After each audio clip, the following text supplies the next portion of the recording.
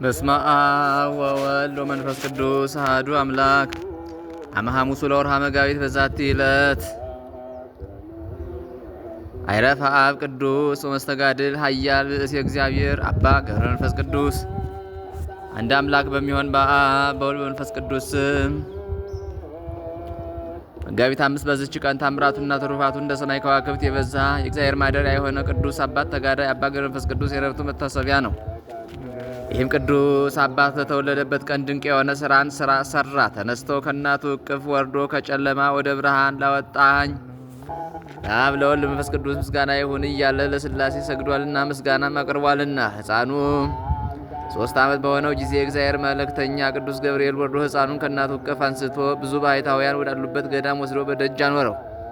ወደ አበምኔቱ ወደ አባ ዘመደ ብርሃንም ገብቶ ስለ ሕፃኑ እግዚአብሔር ያዘዘውን ሁሉ ነገረው። በዚያም ጊዜ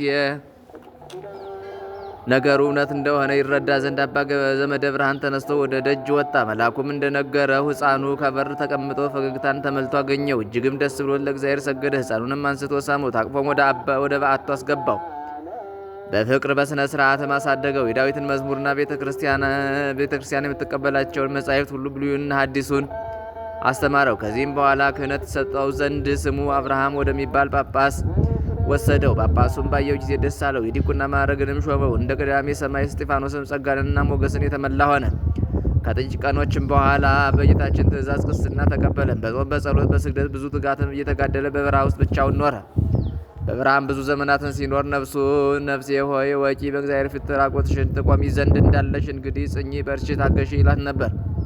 ቆዳው ከአጥንት ውስጥ ይጣበቅ ያለ መብልና ያለ መጠጥ በእንዲህ ያለ ግብር በገድል ተጠምዶ ኖረ። ከእጽዋት ፍሬዎች ወይም ከእንጨት ስሮች አልተመገበምና ለስጋውም የሚጠቅም ምንም ምክንያት አልፈለገም። ከብዙ ዘመናትም በኋላ ለአባታችን ለገብረ መንፈስ ቅዱስ እግዚአብሔር እንዲህ አለው። ከእንግዲህ በዓለም ካሉት ሰዎች ከካህናት፣ ከመነኮሳት ወይም ከምእመናን ከሕዝባውያን እንዳያውቁህ አደርጋለሁ። እንዳንተ ካሉ በቀር አንተ ራስህ ብትፈቅድ እንጂ መላእክትም ብትፈቅድ እንጂ አትታይም። መላእክትም ይጎበኘዋል። የብርሃን ሰረገላም ይሆንልህ። መድረስ ወደምትሻበትም ሁሉ ብረር።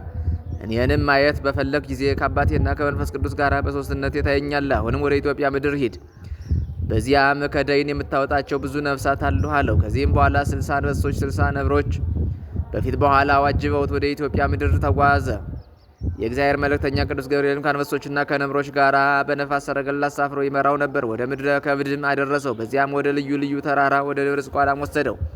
አባታችንም በባሕሩ ቆሞ ምስራቁንና ምዕራቡን ሰሜኑንና አራቱን ማዕዘን ተመለከተ። የኢትዮጵያ ሰዎች የሚሰሩትን ኃጢአታቸውንም በዓይኖቹ ፊት የተገለጠ ሆኖ አየ። በራሱም ተዘቅዝቆ ተወርውሮ ወደ ባህር ውስጥ ገባ። ሊን የእጅህን ፍጥረቶች የሆኑትን ካልማርካቸው ከዚህ ባህር እንዳልወጣ በእግሮችም እንዳልቆም በሕያው ስምህ እምላለሁ እያለ ማለ። እንዲህም ሆኖ 40 ቀን 40 ሌሊት ኖረ። ስምህን የጠራውን መታሰቢያንም ያደረገውን እምርልሃለሁ የሚል ቃል በመልአክ አማካይነት ወደ አባታችን መጣ። አባታችንም መልአኩን መላውን የኢትዮጵያ ሰው ካልማርክልኝ ከዚህ ባህር አልወጣም አለው። መልአኩም ካጠገቡ ሄደ። አባታችን ገብረ መንፈስ ቅዱስም በዚያ ባህር ውስጥ 100 ዓመት ኖረ። ስጋው ሁሉ አለቀ፣ ደሙም በባሕሩ ውስጥ ፈሰሰ። አጥንቶቹም እንደ በረዶ ነጭ ሆኑ ታዩ። አጋንንትም ከአራቱ ማዕዘን በየቀኑ 700,000 300,000 እየሆኑ በመምጣት በቀስታቸው ይነድፉታል። እስከ 100 ዓመትም አጥንቶቹን በሻፎ በድንጋይ ይፍቁታል። ይህንን ሁሉ መከራ በትዕግስት ሲቀበል ኖረ። ከዚህም በኋላ ጌታችን ወደ እርሱ መጥቶ ከባሕሩ ዳር ቆመ። አባታችን ገብረ መንፈስ ቅዱስንም መላውን የኢትዮጵያ ሰው ምሬልሃለሁ፣ ተነስተህ ውጣ አለው። ያን ጊዜም ወጣ። አጥንቶቹም እንደ ወንፊት ቀዳዳ የተበሳሱ ሆነው ተገኙ። ጌታም ዳሰሰውና ጤነኛ ያደረገው፣ ወደ ምድረ ከብድም ሰደደው። ከዚያም ወደ ላይ ወጥቶ ከፀሐይ በላይ ከሰማይ በታች እስከ 7 ዓመት ኖረ። ዳግመኛም ወደ ምድረ ከብድ ተልኮ እንደ አምድም የተተከለ ሆኖ 7 ዓመት ቆሞ ኖረ። ወደ ሰማይም ሲመለከት ቅንድቦቹን አልከደነም፣ ራሱንም ወደ መሬት ዝቅ አላደረገም ነበር። እጆቹም ወደ ሰማይ ተዘርግተዋል። እነሆ ሰይጣንም በቆራ ተመስሎ መጣ። ዓይኖቹንም ወደ ሰማይ ያንጋጠጡ ሆነው አገኛቸው። በራሱ ላይም ተቀምጦ ሁለቱን ዓይኖቹን አንቁሮ አሳወረው። እርሱ ግን ምንም ሳያጓድል እስከ 2 ሳምንት ድረስ እንደ ቀድሞ በመትጋት ሲጸልይ ኖረ። ከዚህ በኋላ ሚካኤልና ገብርኤል መጥተው በፊቱ ቆሙ። በሁለቱ ዓይኖች ላይም እፍ አሉበት። ብርሃንም ተሰጣቸው። እንደ ቀድሞም አዩ። ከሰማይ ታላቅ ኃይል ተሰጥቷልና ጠላቶችን ትበቀላቸው ዘንድ ወደ ዝቋላ ሂድ አሉት። ከዚያም መላእክት ካጠገቡ ሄዱ። እርሱም ተነስቶ ወደ ዝቋላ ተጓዘ። በጎዳናም ሲጓዝ 3 ሽማግሌዎች ከእንጨት ጥላ በታች ተቀምጠው አየ። አባታችንም ባያቸው ጊዜ ልሰወራቸው ብሎ በልቡ አሰበ። እነርሱም ፈጥነው በእግዚአብሔር ዙፋንን ተማጥነናሃል እና 3ታችንም በጀርባህ እያዘልክ አንዳንድ ምዕራፍ ሸኘን እንጂ አትተወን ብለው ተጣሩት። በመጣም ጊዜ ሁለመናቸውን ሽበት የከበባቸው የደከሙ ሽማግሌዎች ሆነው አገኛቸው። አንደኛውንም አንስቶ በጀርባው አዘለው፣ ወደ አንድ ምዕራፍም አደረሰው። ሽማግሌውም ከዚህ አሳረፈኝ፣ አንተ ደክመሃል፣ የማትበላ የማትጠጣም ስለሆንክ አለው። አባታችንም ሽማግሌ ሆይ በምን አወከኝ አለ።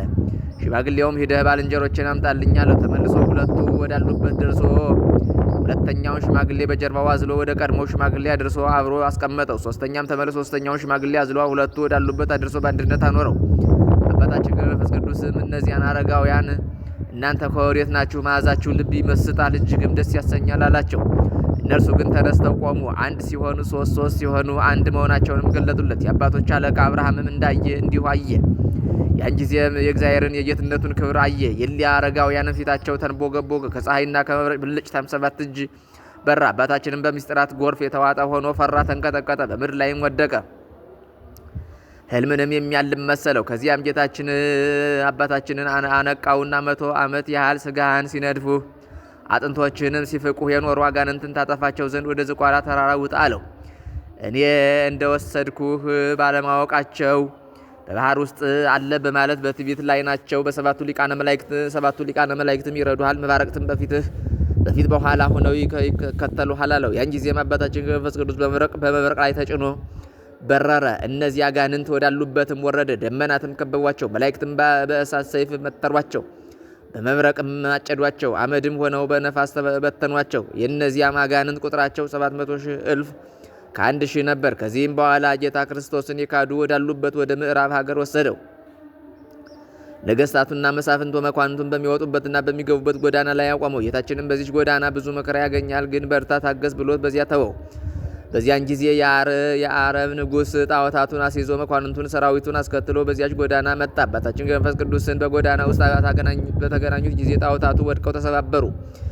ንጉሡም አባታችንን ባየው ጊዜ አንተ ጠጉር ለባሽ ምንድነህ? ሰው ነህን? አለው። አባታችን አዎን፣ ክብር ያለው የኢየሱስ ክርስቶስ ባሪያው የሆንኩ እኔ ሰው ነኝ ብሎ ለከሃዲው ንጉሥ መለሰለት። ንጉሥም ዳግመኛ አባታችንን በዚያ አይሁድ በሰቀሉት ታምናለህን? አለው። አባታችንን በሰው ፊት አምንበታለሁ፣ ስለ እኔ በተሰቀለው አላፍርበትም። ስለ እኔ ብቻ የተሰቀለ አይደለም፣ ስለ አንተና ካንተ ጋር ስላሉትም ሰዎች ሁሉ ነው እንጂ። ንጉሥ ሆይ የዘላለምን ሕይወትን ታገኛላችሁና እመኑበት አለው። ንጉሡም ይህን ነገር በሰማ ጊዜ ተቆጣ። ሰራዊቱንም ጠርቶ በፍጥነት እሳትን አንድዱ፣ ለተሰቀለው ለናዝሬቱ ሰው ባሪያ ነኝ የሚለውንም ጠጉር ለባሽ ወስዳችሁ ጨምሩት አላቸው። የእሳቱም ነበልባል በረጅም ዛፍ መጠን ከፍ እስከሚል አነደዱ። አባታችን ግን ንጉሡና ሰራዊቱ ሁሉ እያዩት አልፎ በፈቃዱ ወደ እሳቱ ገባ። እሳቱም እንደ ወንዝ ውሃ ሆነ። ሰራዊቱም እጅግ አደነቁ። እኩሌቶችም የክብር ባለቤት በሆነ በጌታችን በኢየሱስ ስም አመኑ። ንጉሡም ሲደነቁ ባየ ጊዜ ፈጽሞ ተቆጣ። ከ77 አርበኞች ጋር በቁጣ ተነስቶ ያደነቁትንና ያመኑትን አንገቶቻቸውን ቆረጠ። በዚያችም ቀን የተቆረጡ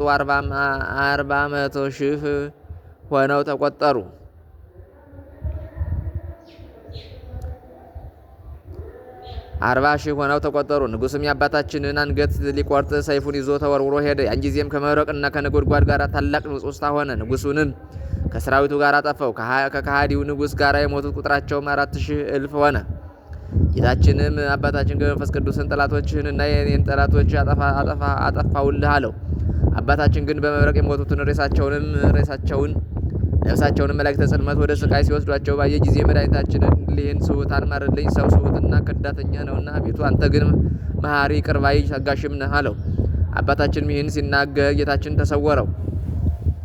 አባታችን መንፈስ ቅዱስም ከዚያ ሄደ። ታላቅ ገደልም አገኘ። እግሮቹንም በገመድ አስሮ በገደል ውስጥ ተዘግዝቆ ተሰቀለ። ሰይጣንም መጥቶ ያችን ገመድ ቆረጣት፣ ወደ ታችም ተወርውሮ ወረደ። ቅዱስ ሚካኤልም ቀድሞ አባታችንን ያዘው።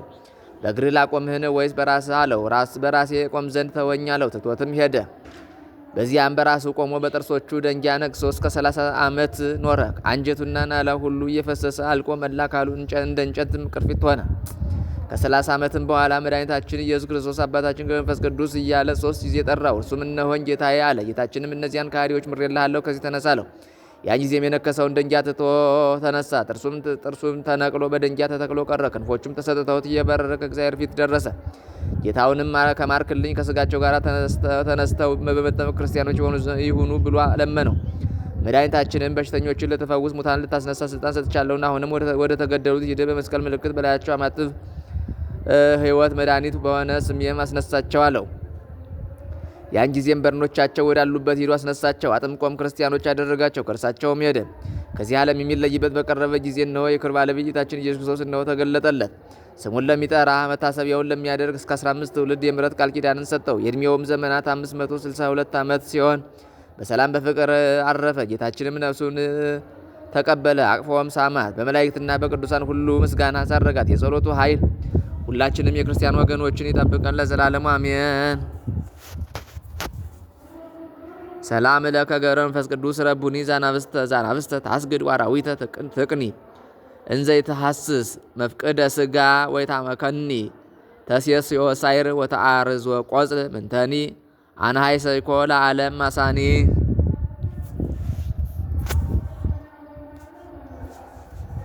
በዚችም ቀን በአስቄጥስ ገዳም በአባ ዮሐንስ ደብር አበምኔት የነበረው ክቡር ቅዱስ መናኝና ገድለኛ አባት ሰረባሞን አረፈ። ይህም ቅዱስ በአስቄጥስ ገዳም በአባ ዮሐንስ ቤተ ክርስቲያን ውስጥ ከልጅነቱ ጀምሮ መነኮሰ። ቅዱሳን አረጋውያንንም እያገለገለና 32 ዓመት ያህልም ብዙ ተጋድሎን እየተጋደለ ኖረ። ከዚህ በኋላ በዚሁ በአባ ዮሐንስ ገዳም አበምኔት ሆኖ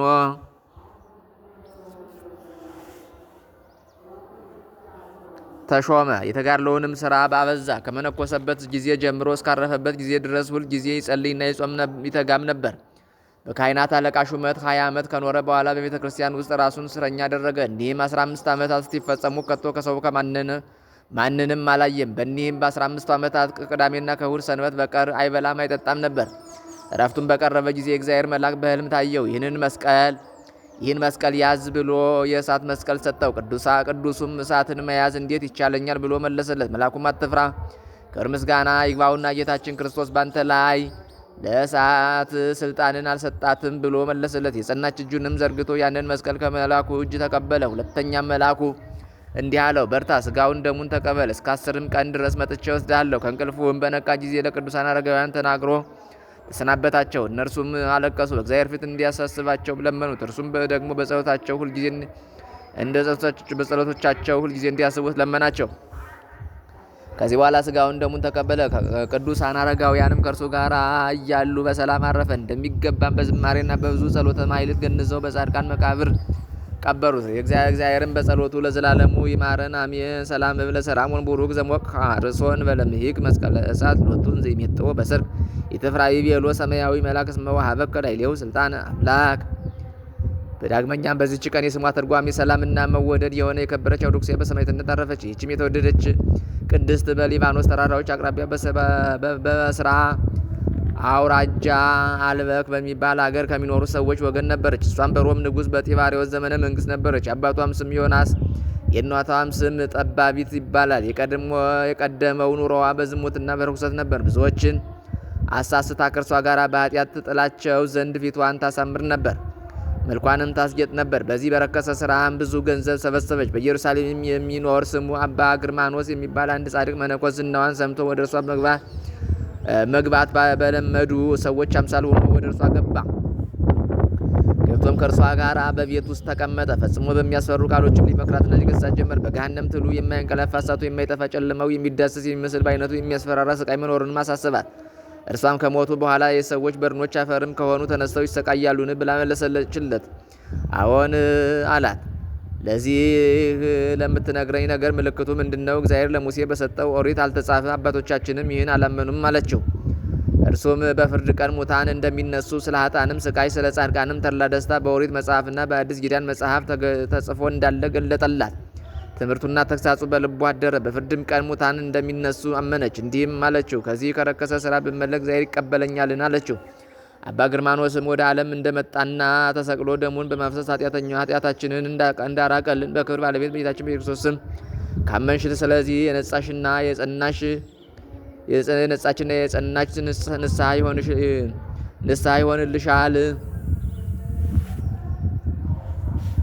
ይሆንልሻል። የክርስትና ጥምቀትንም ተጠመቂ፣ እግዚአብሔርም ይቀበልሻል። አስቀድመሽ ከሰራሽው ኃጢአት ምን አያሳስብሽም። ከእናትሽ ማኅፀን እንደተወለድሽ ቀን ትሆኛለሽ እንጂ አላት። የክብር ባለቤት ጌታችን ኢየሱስ ክርስቶስም የቀናች ሃይማኖት ደጆችም ይከፈቱልሽ አላት። ያን ጊዜም የክርስትና ጥምቀትን ያጠምቃት ዘንድ ለመነችው። እርሱም ወደ በአልበክ ከተማ ኤጲስቆጶስ ወስዶ አደረሳት። እርሷም በኤጲስቆጶሱ ፊት በልዩ ሶስትነት በመድኃኒታችን በክርስቶስ ስም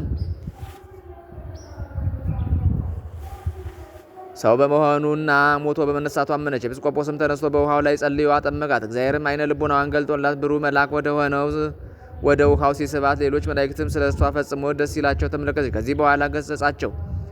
ከዚህ በኋላ ገጻቸው የሚያስደነግጥ ጠቋቁሮችን አየች።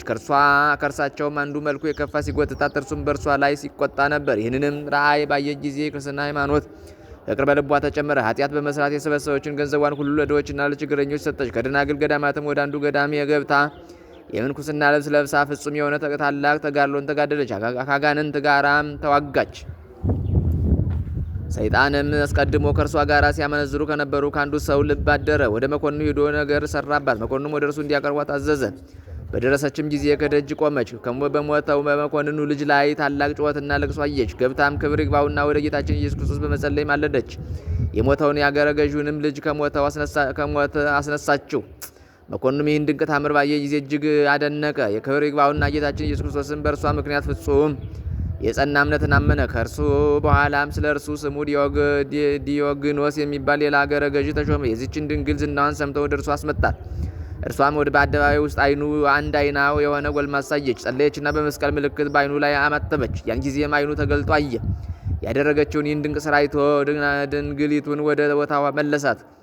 ከእርሱም በኋላ ደግሞ ሌላ ስሙ በከንቲኖቶስ የሚባል አገረ ገዥ ተሾመ። እርሱም ዝናዋን ሰምቶ ይችን ቅድስት አውዶክሲያን ወደ እርሱ አስመጣት። ሊያሰቃያትን ፈልጎ እሷም ክብር ይግባውና ጌታችን ኢየሱስ ክርስቶስን እድሏን ከሰማዕታት ጋር ይሰጣት ዘንድ ለመነችው። እግዚአብሔርም ልመናዋን ተቀበለ። ራሷንም በሰይፍ እንዲቆርጡ መኮንኑ አዘዘ። መንግሥተ ሰማያትም የሰማዕትነት አክሊል ተቀበለች። ጸሎቷና በረከቷ ከሁላችን ጋር ይኑር ለዘላለሙ አሜን። ሰላም ለአውዶክስያ ከመትፍዲ ፍዳ በመጥባይት በሊስ ከመተሩ ከሳዳስ መተሊ ወጽድቅ በቅብደረት ባህዲ ገኩይ ልማዳ ጾረት ለተጠምቆ ሀበቀላ የማይ ያውርዳ ጸረት እንዘይ ስህባ መላቀው ይሞ በአውዳ